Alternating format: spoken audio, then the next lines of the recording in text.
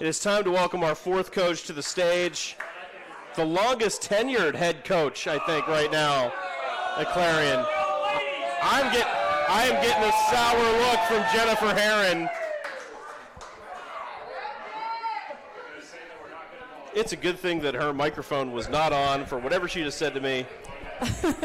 She's not happy with me. No, you're not old. You're distinguished. Right, like a fine wine. Yes, exactly. Right. You're like I don't know, like a good wooden table. I don't know what other analogy to make other than fine wine. Fine wine. And you took that one already. Fine wine. Okay.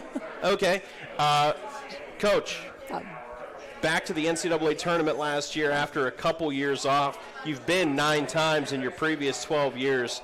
What was different about last year that may have been lacking or needed to be developed in the previous couple? I think we had some kids that kind of needed to come into their own, needed a little development, confidence, and just growth more than anything else. And I think last year they just kind of got to a point where they took the leadership aspect very seriously and really worked to build a culture. And I think they just wanted to leave it in a better place. So that was kind of a big push for them. And when you've had 2-3 years on the court with experience, I think that goes a long way with learning how to score, making decisions, and just having the experience. You've had so much success here at Clarion. Like I said, so many teams that have gone on to the NCAA tournament, one team that went on to the Elite Eight. And you've had the opportunity to see how different personalities may lead to a successful team. Yeah. Maybe one team is made up one way, maybe another team is made up another way. What are some of those similarities you've seen? Can they be directly compared from team to team? I think every year it's completely different. I think you have some of the same staples and the folks that are really developing your culture.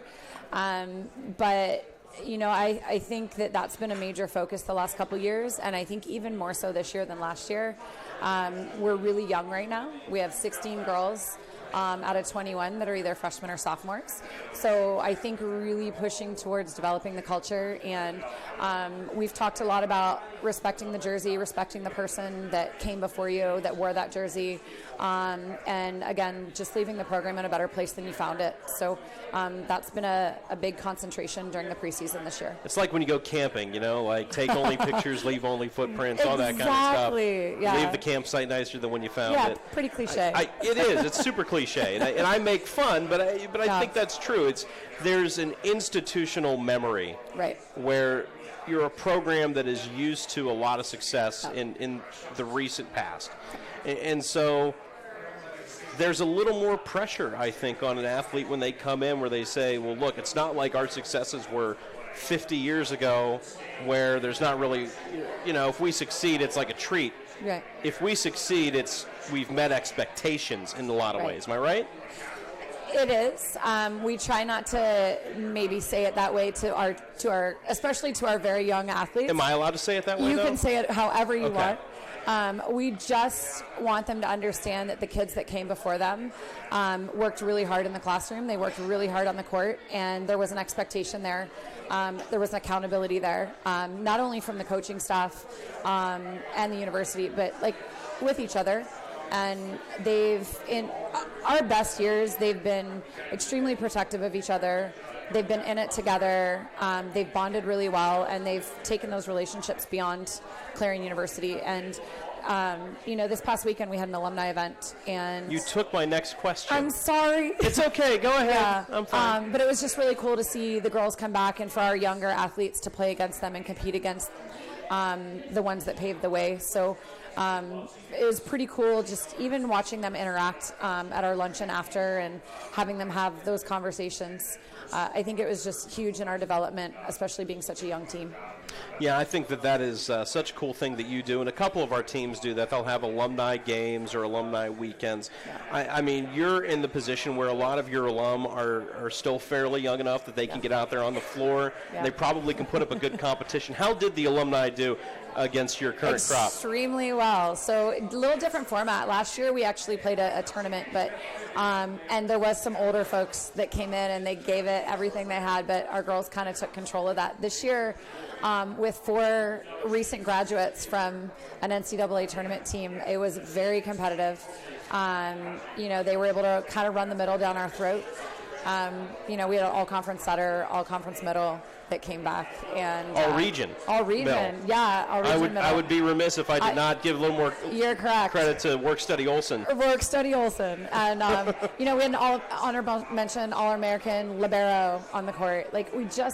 They had a great team, and so they actually took a couple sets from us, and you would have thought that they had just won the Olympic gold. It was pretty exciting, but we ended up taking the match, so... But I'm curious to know now, how did you react whenever you've got your team over on the sideline between sets? Maybe they've dropped a set to the alum. Is the mood there relaxed from the athletes? How relaxed are you at that point? Super angry. No, I just kind of relaxed, and just.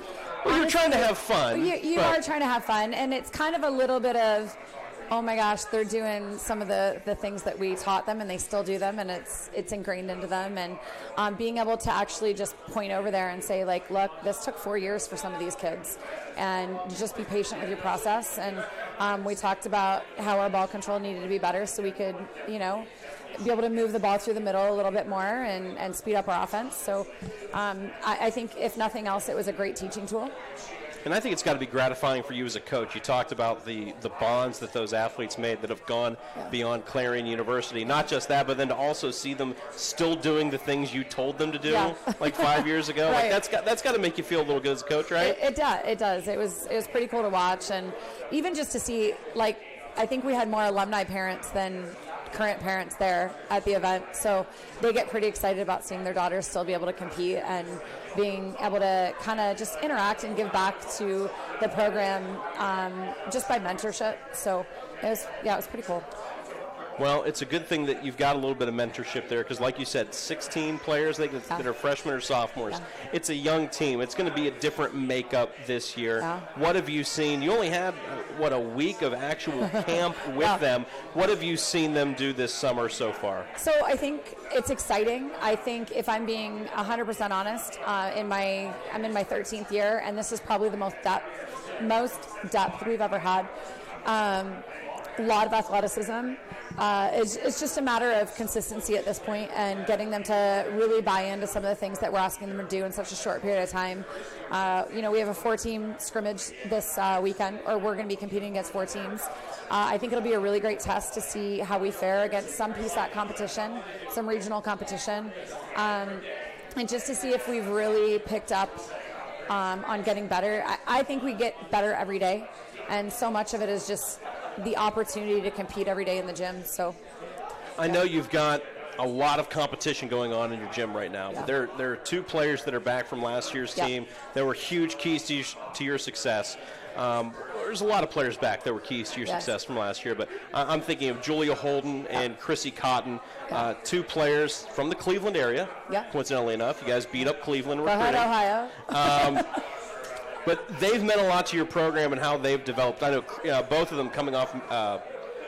I'm trying to think now. Has Julia come back from a major injury in her career? Yeah, she was an ACL tear junior year. So they're both ACL tears. Yeah, there's 3 between them. Oh my gosh. Yeah. So Chrissy with 2 and Julia with 1. I almost said that more authoritatively, and then I was like, wait a minute, I don't remember if Julia had one or not. She did. Chrissy tore her ACL while she was here. Yeah, no, so before she got here. Right, both before of them. Okay. One before her junior year, and then one during her club season before her freshman year, so she redshirted her freshman year.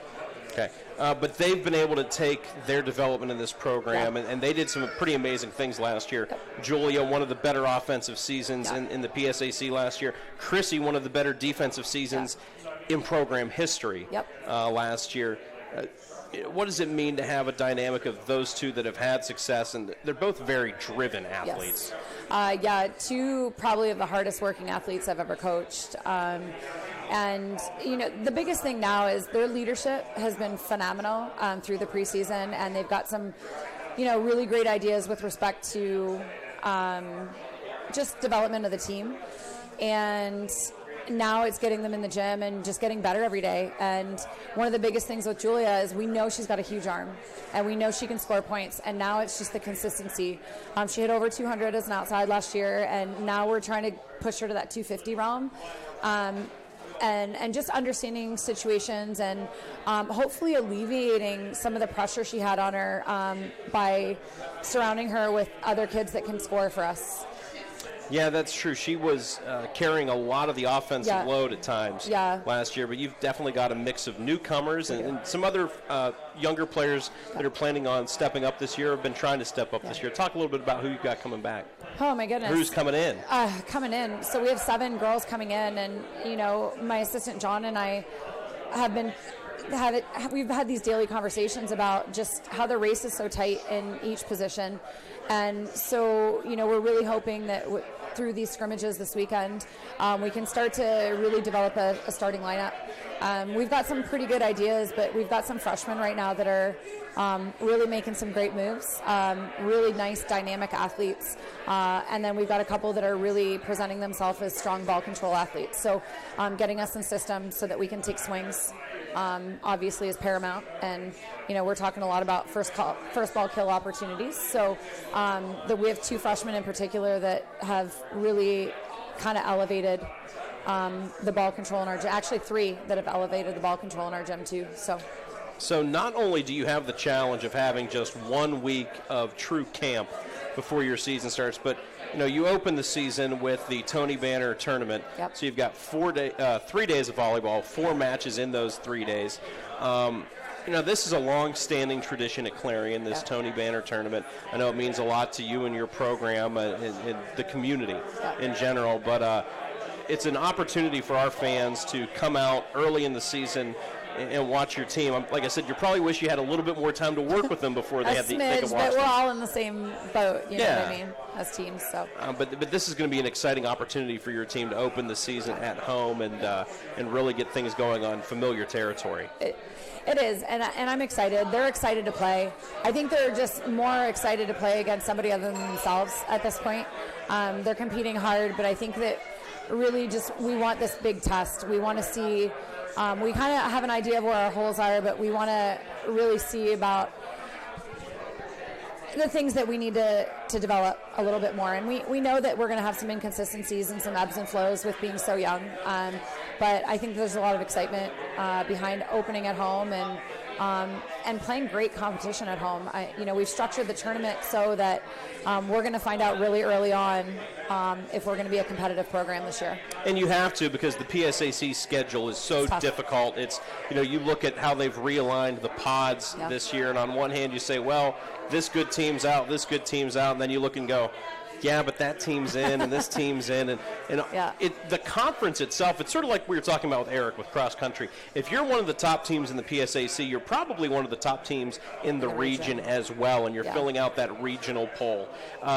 So that non-conference schedule, that even though it's difficult, really prepares you for what is a very difficult conference slate. It is, and day in, day out, when I first got here to Clarion, I think the conference was strong, but you knew that you could walk into some matches, you could maybe rest a couple kids, and you had the opportunity to get some kids off your bench, and that's changed a lot. So this is by far the strongest I've seen our conference, top to bottom, and you just can't take that for granted. I think that you got to continue to get better every day. You got to grow.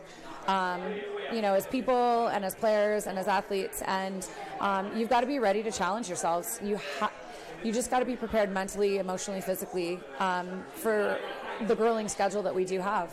So, it's exciting to have the caliber of athlete that we have in the gym. Now it's just getting them prepared, obviously, to compete on this level within our conference and on the type of stage where the expectations are to make the tournament, to make the conference championships and things like that. And your team got a taste of that last year at the Fall Festival, where they saw up close that the championship match in Division II. And do you think some of them took that to heart, watching that, going, "Wow, that's where we need to be to compete"? Yeah, they want to be there, and I think that through recruiting, that was that's a lot of what we center around. We want great student athletes that want to develop, that want to grow, but that want to compete at a high level. And I as a coach want to compete at a high level, and so we don't want to take that for granted. But we know that there are a lot of roadblocks in the way, and but we're just every day we're trying to prepare to be there. Coach, you've said it all. Thank you so much, and we'll get the chance to watch you play next weekend. Can't wait. Thank you so much. Jennifer Herron, everybody.